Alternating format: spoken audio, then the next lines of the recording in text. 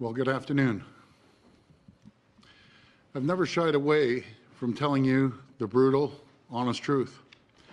Never shied away from tough decisions. And today, I'm here to do just that.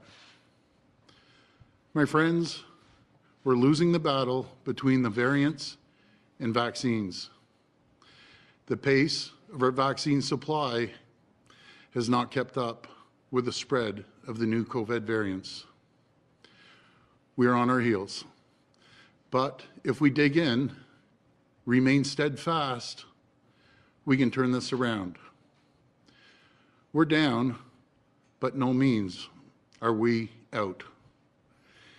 In the last few weeks, you've seen me up here every day. We've been ringing the alarm bells for weeks. We pulled the emergency brake for the entire province. We shut down our schools. Most of the province has been in some form of lockdown since last fall. We announced a second stay-at-home order for all of Ontario. And as we saw in the modeling, these actions have slowed the spread. They've reduced mobility and avoided the worst case. But we have to do more. The reality is there are few options left. We have implemented the strictest measures in all of North America. And the difficult truth is every public health measure we have left comes with a massive cost to people and their lives. But we have never shied away from doing what's necessary. And it comes down to three things: limiting mobility, enforcing the rules, and getting vaccines into arms. And as your Premier, it falls on me to make the difficult choices. It falls on me to do what's necessary. So effective immediately, we're extending the emergency declaration and prolonging the stay-at-home order province-wide for an additional 2 weeks, for a total of 6 weeks.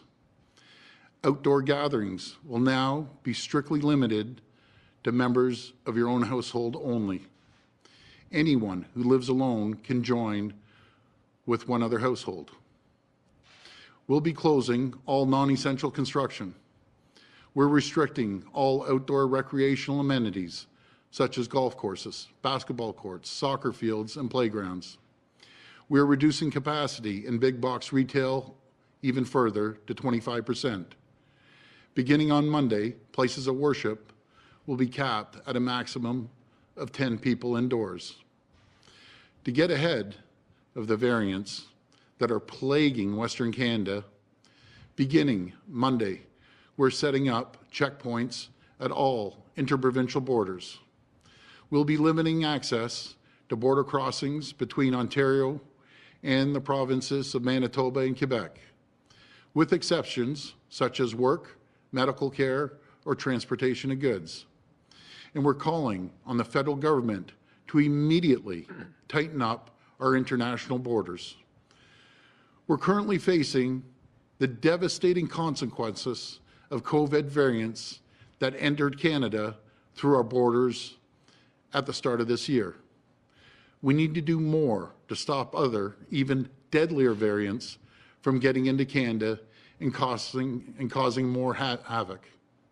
That means limiting air travel, tightening up our U.S. border, and addressing the countless issues we're seeing with testing and quarantining when people fly into our country.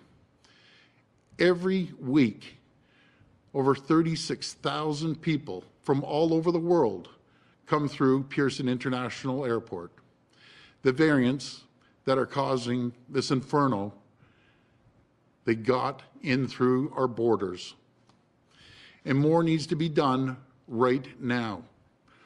For our part, we are taking decisive action on the ground to dramatically step up enforcement. We have made the difficult but necessary decision to give police and bylaw officers special authorities to enforce public health measures for the duration of the stay-at-home order. I know that the majority of Ontario residents are doing the right thing. They're following the rules, keeping each other safe. But we need to step up enforcement. We need to focus on those who are deliberately putting others at risk by ignoring the stay-at-home order. Those gathering in large groups, continuing to put themselves and others at risk. So understand the restrictions will be strongly enforced because they must be. We know that when they're followed, these measures work. They reduce mobility and they do flatten the curve. We know this because we've seen them work before. What we need now is for everyone to follow these rules. These variants are infecting and killing younger people every day. We need more time to continue vaccinations to priority populations because getting needles in arms will help put this pandemic behind us. Through no fault of their own, certain communities are waging a bigger battle than others. 20% of the province has 80% of cases right now. We need to use the limited vaccines we have to focus on the inferno, because we will all benefit from getting these areas under control. That's why we're increasing vaccine supply to hotspots by 25%. And we're pressing the federal government to get us those shipments. Every vaccine we receive goes into an arm. Every single one is spoken for. We have seen clinics close and turn people away because we don't have the supply we need. And just today, we learned about a further Moderna delay. And we clearly saw in the modeling, more vaccines means fewer cases. More vaccines mean fewer hospitalizations. And more vaccines means we get out of this sooner. So if there's anything at all the federal government can do right now to get us more vaccines, we need to get them now. I can't emphasize that enough. We need the vaccines now. In the meantime, we're taking immediate action to build unprecedented capacity in our hospitals. We're moving forward with our emergency plan to add another 700 to 1,000 new beds. We don't want to have we don't want to use this new capacity, but I want the people of Ontario to rest assured it is there if we need it. And it's been remarkable watching our healthcare heroes fighting on the front lines. And I want them to know that more help is coming. And each of you have the most important role to play. Please stay home, follow the rules, and get your vaccine as soon as you're eligible. My friends, you have my word. We will not rest until this virus is beaten. Thank you, and God bless the people of Ontario. Now I'll pass it over to Minister Elliott. Thank you, Premier. Like many provinces across Canada and jurisdictions around the world, Ontario is in the midst of the third wave of COVID-19. And as we've seen, this wave is different. Over the last few weeks, key health indicators have continued to worsen. COVID-19 cases, hospitalizations, and intensive care unit occupancy are at their highest levels since the start of the pandemic. Variant cases, which are transmitted more quickly and easily, continue to rise, putting even more lives at risk. And while we continue to use every resource at our disposal to support our hospitals and maximize health system capacity, our hospitals are being hit harder than ever.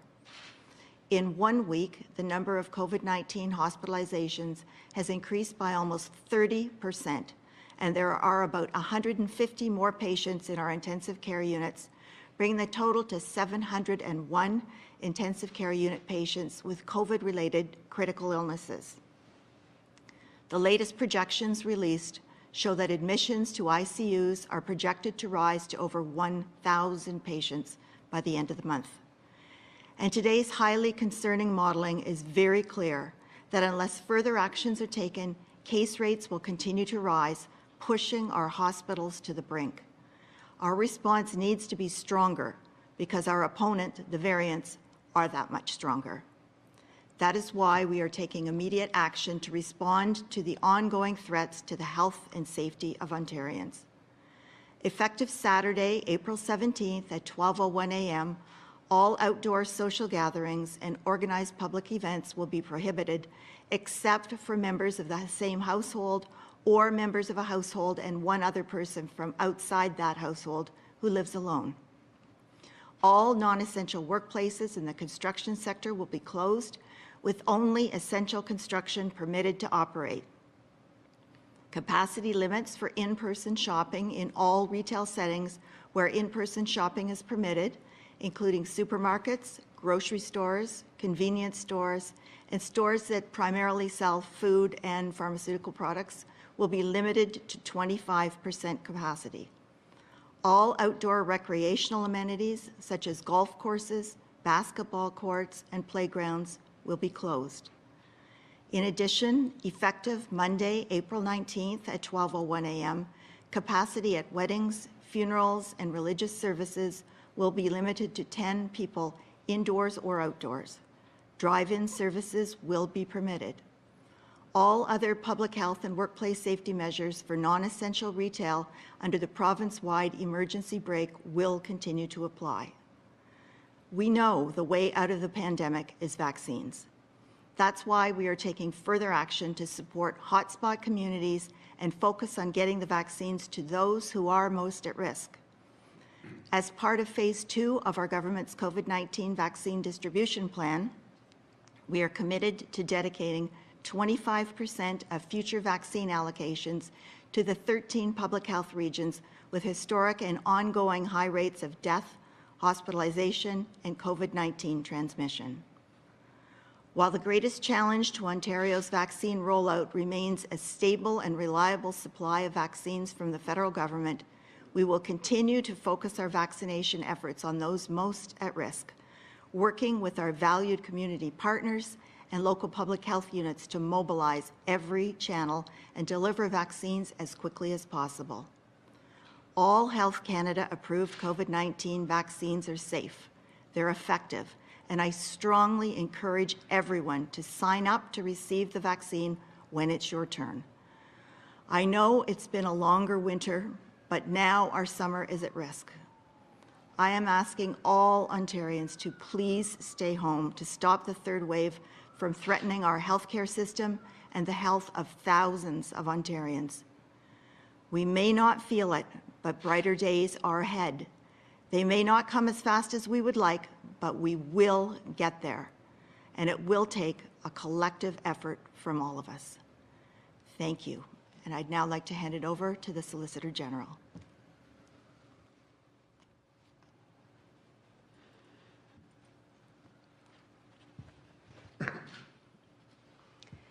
Thank you, Minister Elliott. As both the Premier and Minister Elliott stated, COVID-19 projections are moving in a dangerous direction across Ontario.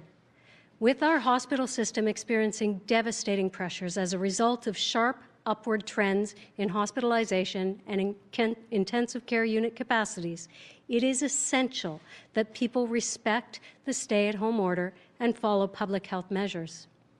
This is a critical moment in Ontario's response to this deadly virus, and every single person in Ontario has an important role in protecting our communities. Unfortunately, some people continue to attend gatherings and leave their homes for non-essential reasons. As a government, it is our responsibility to take action to address non-compliance and prevent further transmission of COVID-19.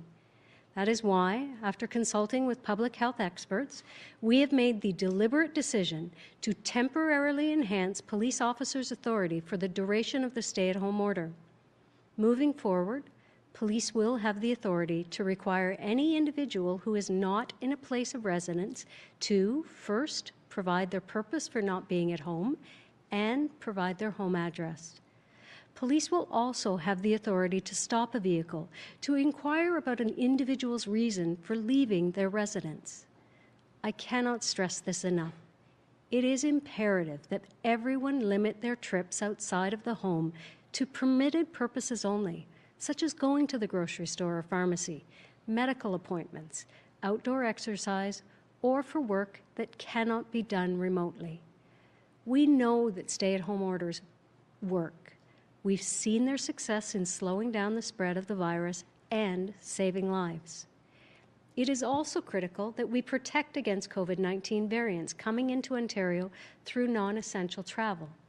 That is why, effective April 19th at 12:01 a.m., we are restricting travel into Ontario from the provinces of Manitoba and Quebec, with the exception purposes such as work, medical care, transportation of goods, and exercising Indigenous treaty rights.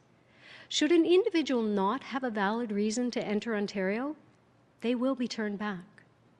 These are tough but necessary measures to help us overcome this health crisis. We all want to get back to normal, but we can't get there without all doing everything we can right now to stop the rapid spread of COVID-19. Together, we can make a difference to protect our loved ones and our communities. Please, stay home, stay safe. Thank you. I will now turn it over to Minister McNaughton.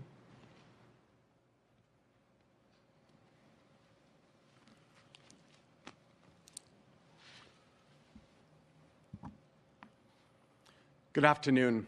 As we continue our fight to defeat this deadly virus, it's crucial that we do everything possible to keep workers safe. Since the start of this pandemic, we've now done over 46,000 COVID-19 related inspections, issued more than 49,000 orders, and stopped unsafe work 87 times. Our efforts have been laser focused on where they are needed the most, with blitzes in hotspot regions targeting hundreds of big box stores, factories, and warehouses. In order to help reduce spread, we are shutting down some non-essential construction like shopping malls, hotels, and office towers. However, there are still projects that are critical to our health, like building our homes, our hospitals, assessment centers, and long-term care homes, and we need to ensure those on these sites are being kept safe. Starting today, over 200 inspectors are visiting more than 1,300 construction sites over the next 4 weeks to ensure public health measures are in place. Travel to and from work has been a major contributor to the spread of this deadly virus. For that reason, we have repeatedly asked people who can work from home to do so. The sad reality is more and more people are being asked to go into the office. This cannot continue. That is why our inspectors will be visiting law offices, accounting firms, and other workplaces over the coming days and weeks to make sure that those inside and on-site are protected and following the COVID-19 safety requirements. I cannot stress enough to employers, if your staff can work from home, they must work from home. And our inspectors will also be ensuring that those who absolutely must come to work are strictly following the public health measures. For our employers and employees, take note. This is your last warning. Thank you, and stay safe, everyone. We'll go to the phone line for questions. First question, please. From Randy Rath at Sage TV. Hi, Randy. Yeah, hi. Thanks for taking my question. I'm wondering about these new police powers to just randomly stop someone walking down the street or to pull over a car. What happens if a person refuses to answer the police questions? Pass that to the Solicitor General. So by issuing these new additional enforcement measures, it allows police officers to ask the person why they are not at their place of residence and what their place of residence is. And specifically to your question, if you are not willing to comply, then you are breaking the law, and there is an option for the police officer to issue a ticket. Thank you. Follow-up? How much is the ticket? And also, if someone sees their neighbors breaking these new regulations and having a party in their yard, that sort of thing, should people call the police on their neighbors? So in terms of the ticket cost, that of course is set by the Chief Justice. Currently, if you break an order under the EMCPA, then it is $750, as I understand it. In terms of people calling to snitch, to inform, look, we all have a personal responsibility, and I would hope that the vast majority of us would take that personal responsibility seriously. When we see the ICU numbers rise, I would hope that people would take a second thought and consider their neighbors, consider those healthcare workers who have been working incredibly hard over the past 12 years. I'm never going to encourage people to inundate the bylaw enforcement or police departments with calls, but if it means saving lives, then I think we have to think about what your social responsibilities are as an individual to make sure that you don't empower other people and invite a whole bunch of individuals to your home. Thank you. Next question. From Natasha McDonald at Radio Canada. Hi, Natasha. Hi, Premier. Should the federal government toss the per capita approach and instead distribute more vaccines to the hardest hit regions like the GTA? Well, what we need from the federal government, Natasha, we just need more supply. This isn't a capacity issue, it's a supply issue. And I've been saying that right from day one. I'm sure they're working hard for the supply, but we need them to double down their efforts, and we need them as well to push NACI, the decision on AstraZeneca. Folks, you look at the UK right now, they had less cases than all of Ontario.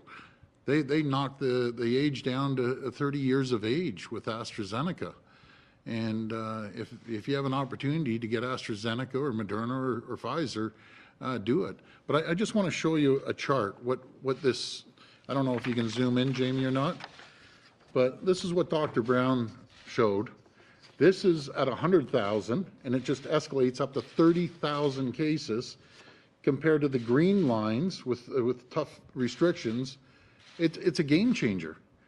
We have the capacity to do 300,000 tests. We just don't have the supply. And we all know there's one way of getting out of this. To follow the protocols, that's an automatic. But if we continue just getting dribs and drabs and missing Moderna shipments and so on and so forth, we aren't getting out of this. More people are going to die. More people are going to be in ICUs. But if we can ramp it up to 300,000 a day, then again, you will see the drastic. So this is 100,000 up there. This is if you do 300,000. It's night and day. We're going to have a summer. We're going to open up businesses. We're going to be able to open up restaurants and bars and get the kids back in school. It all comes down to one thing, the supply of vaccines. Simple as that. Follow-up? Ontario asked for help, and Alberta and Saskatchewan aren't sending healthcare workers to Ontario. Quebec still hasn't decided. Yeah. If not enough help comes from within Canada, is there a possibility that Ontario will have to turn to the U.S. to help with staffing our ICUs? How bad is the situation? Well, before I pass to the Minister of Health, I have reached out to all the premiers, and we're a close group of premiers. I can assure you that. And I know if there's anything they can do, they will do for us. You know, it goes back to the maritime provinces helping out on the last situation. They were shipping tractor trailer loads of meals over the hospital, sending us antigen, sending us anything we can. They're a phenomenal group of premiers. Look what's happening out in BC with Premier Horgan. He's getting it hard with a Brazilian variant. This is the reason, folks. We need to tighten up our borders. I'm first to welcome everyone around the world, but when we see 36,000 people coming in, and some people, it's only 1.8%. Well, let me tell you something. If we first pushed getting the testing done, even though it's not our jurisdiction and they've taken over, 2,200 people were tested positive coming into our country that I know of right now. And it doesn't take 2,200 people to spread these variants. You know, it takes 5 people, 4 people. You saw what happened out in the long-term care home in Barrie when one person went in a long-term care home. You know, it spread like wildfire. And these variants, I can assure you, aren't swimming across the ocean by themselves. They're being brought in. We need to tighten up the borders. We're going to lock down our borders in Ontario for the first time in recent memory that I could ever remember. And now the federal government needs to step up, and they need to tighten up these borders like we've never seen before.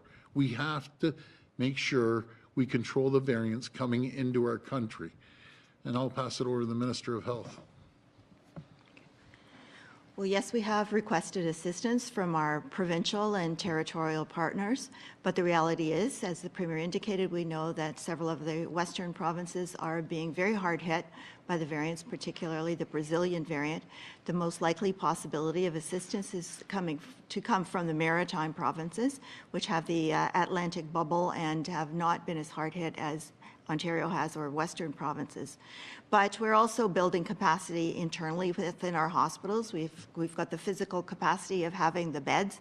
We've already added over 3,400 beds to our capacity since this time last year, which is the equivalent of 6 new community-sized hospitals.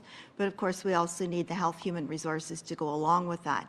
One of the ways that we're going to increase capacity in that respect is by ramping down the surgeries and procedures that had been scheduled so that those personnel that are already in our hospitals will now be able to care for COVID patients. But we're also extending our student extern program to students who are in their final years of nursing programs to be able to come in and work under supervision.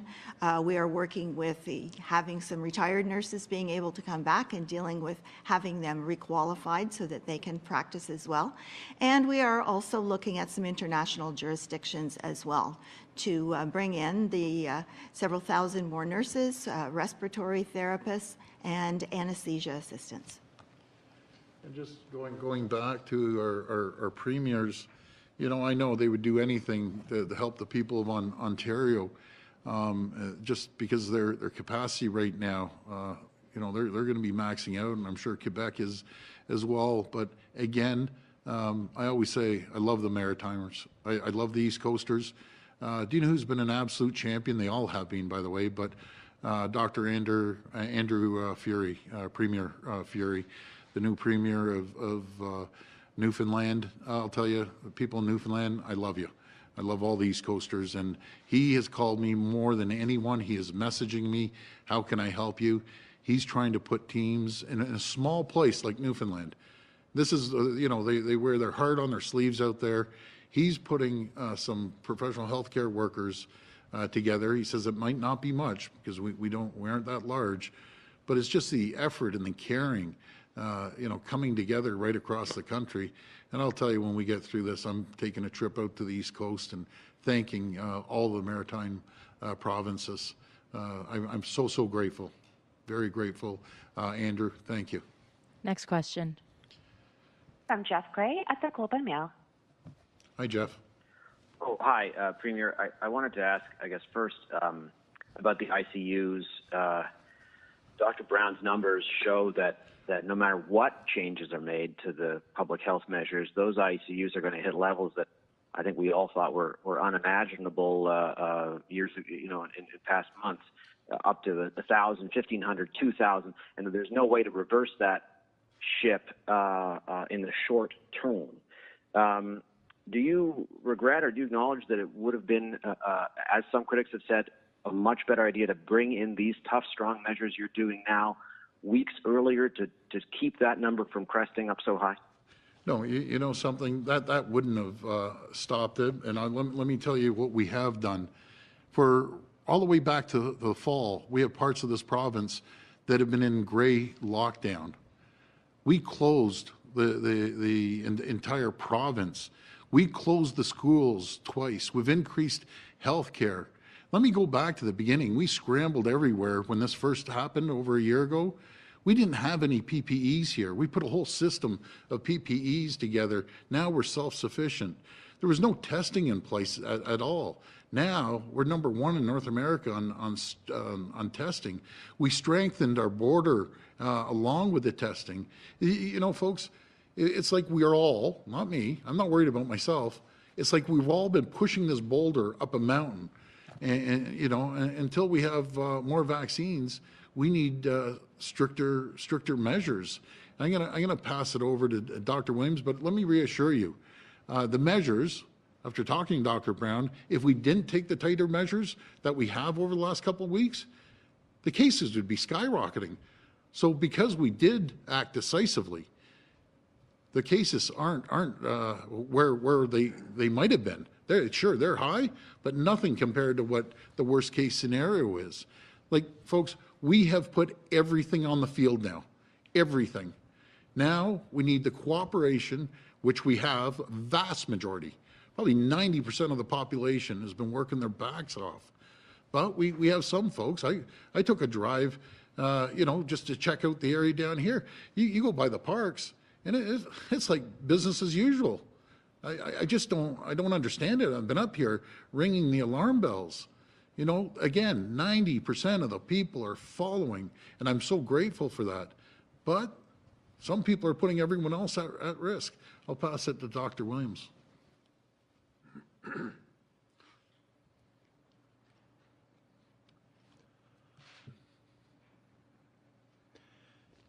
So further to what the Premier has said and further to our presser that I did with Dr. Brown a couple of hours ago, the aspect you're asking about the projection of the ICU capacity, as they have pointed out to us that has set in line with the number of cases we've seen before. So it's not that changeable in the next few weeks because it is a delayed metric in there. I gave an example that when they gave us their modeling 3 weeks ago, they said by now we would be at 600 to 700 ICU beds. That's where we are today. 2 weeks ago, they said you're still going to be at 600 to 700. And today they predicted we are at 600 to 700. So some of those data points move quicker.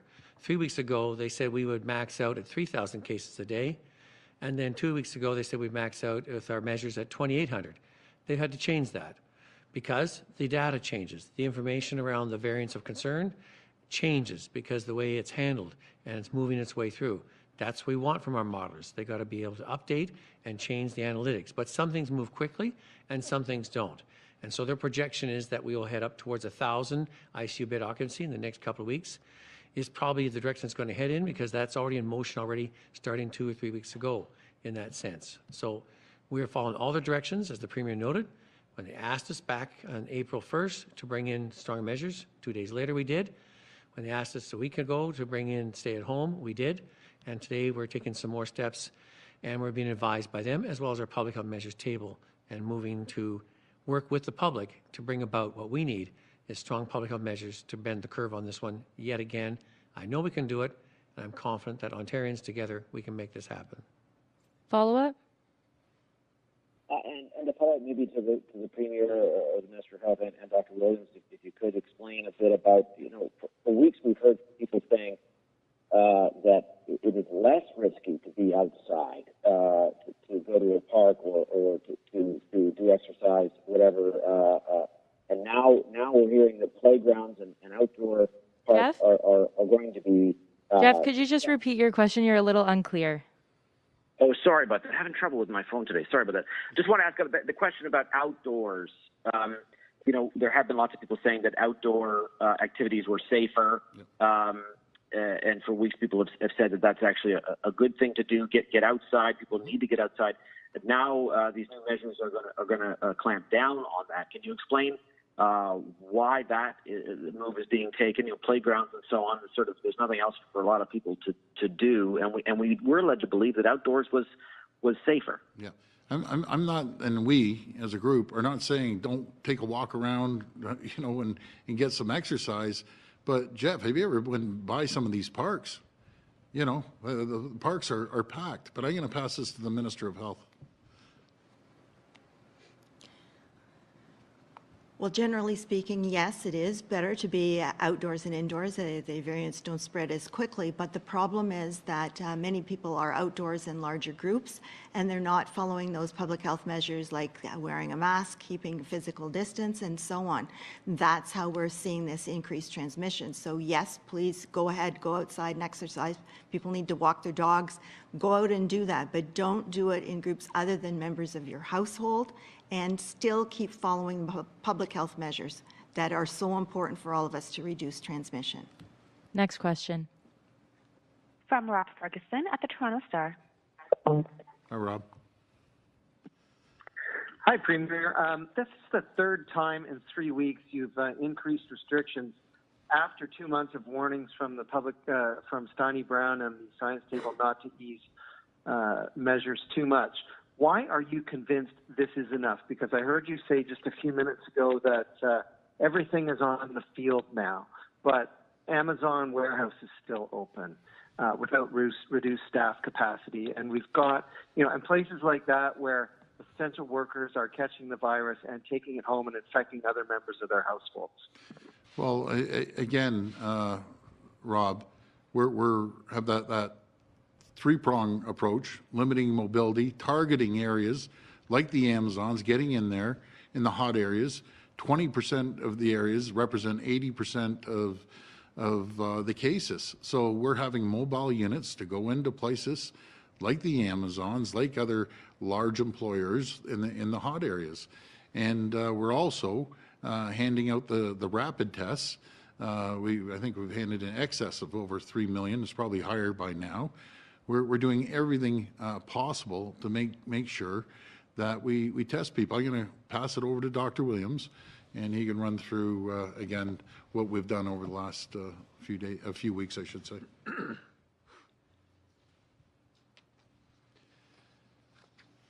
So, Rob, as I just said before, we have been following in stride with that. As the Premier noted, we've had restrictions in Ontario in place with our framework all fall, and enhancing that with a number of places in lockdown in various levels since before Christmas and continuing. So we continue to ramp up as necessary and doing it at the right time and the right way. We've been following, as I noted, back 3 weeks ago, as someone has asked already, the science table is saying you need to be some more effort to lock down, and we did that. We went province-wide, and they said, but a lot more activity can take place outdoors. And we followed that and tried to do that. And we found, as Minister Elliott has alluded to, people were not adhering to the public health measures, because the strength of our measures is very important that the people take it as seriously as we do.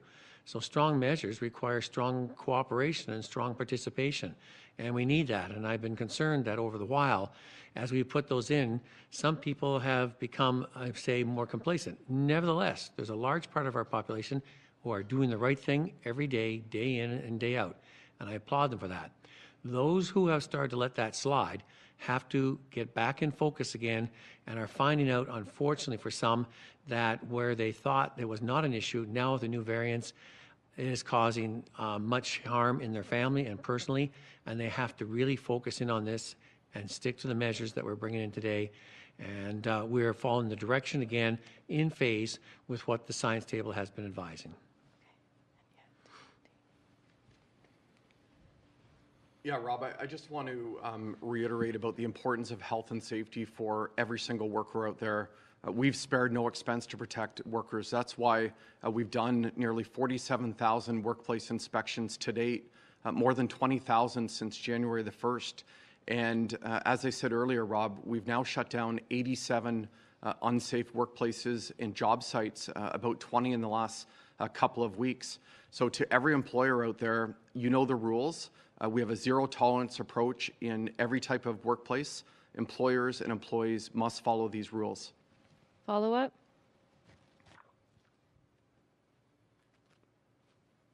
Okay, thanks everyone and Monty for that. Changing tack to the travel restrictions on the borders with, or the boundaries, with Manitoba and Quebec. You mentioned, Premier, that you want to stop the variants, some of these other variants from getting in from Western Canada. And I'm wondering, do you honestly think more people are driving into Ontario from the west than flying? because I would venture that there's probably lots of flights arriving every day from Vancouver, Calgary, Regina, Winnipeg, places like that, far more than people that are driving in. And aren't they the bigger threat? Yeah, Rob, I agree with you 100%. But in saying that, I'm sure the people don't want, the other provinces don't want people from Ontario traveling. I'll give you one example. I know of someone that, flew out, was it last week, to Vancouver, stayed a couple of days and flew back. That's what we're trying to avoid, folks. We have to lock it down on the province. That's not our jurisdiction. That's the federal government's jurisdiction, air travel. And I'm asking them to tighten up our borders coming from all around the world.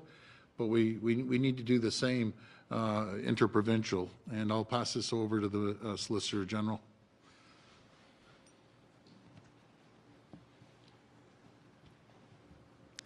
So as you know, federal aviation is controlled by the Canadian government.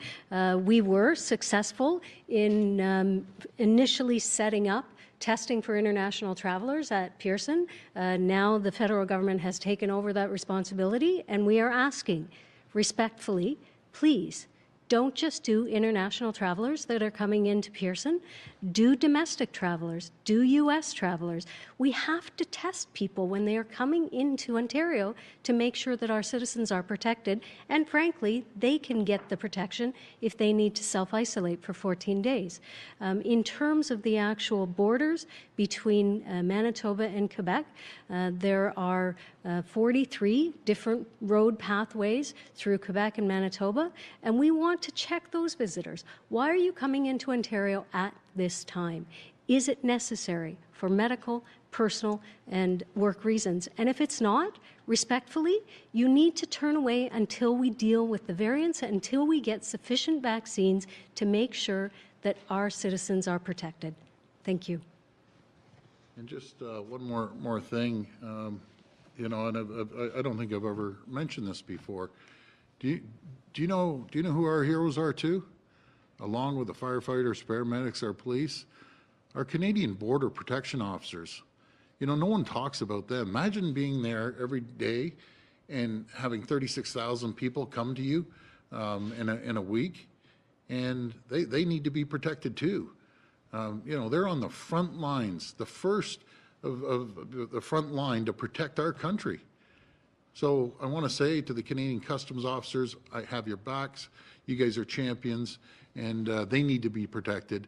And if the federal government doesn't get them vaccinated, we need to, because they're facing really tough challenges with people coming from all over the world, face to face, literally. So I got to give a shout out to our customs officers. I have your back, and we'll make sure one way or another we'll get you vaccinated, because they're a priority, essential service. Last question. Alison Martel at Reuters. Thank you. Hi, Alison. So it looks at this point all but certain that Ontario will still soon have more critically ill COVID patients than ICU beds. That means people will have heart attacks, they will be hit by cars, they will catch COVID at work, and they will receive substandard care, or maybe only limited care to keep them comfortable while they die. Why not close some non-essential manufacturing and distribution workplaces now and reduce that death toll? Okay. You know something? When we talk about the non-essential manufacturing, you look at the supply chain. The supply chain is so deep. You can pick one and not the other. The supply chain is deep. And do you know who I wish was here is Vic Fideli. He was talking about the forestry. Someone said, why don't you close down the forestry?